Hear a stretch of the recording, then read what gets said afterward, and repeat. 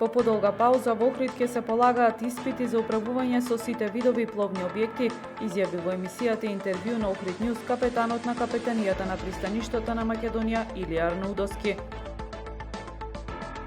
Собствениците на пловни објекти во најкраток временски период да ги отстранат истите од крайбрежниот појас кај Сараиште, Кано и Пештани, апелираат од општина Охрид.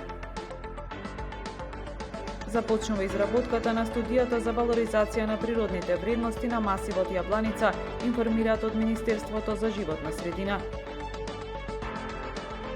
Екипата на шаховскиот клуб Ласкер Охрид освои трето место на екипните младински првенства на Македонија. Времето утре променливо облачно со повремени врнежи од дожд, температура во интервал од 7 до 18 степени. Следевте една минута вести на Охрид Нјуз.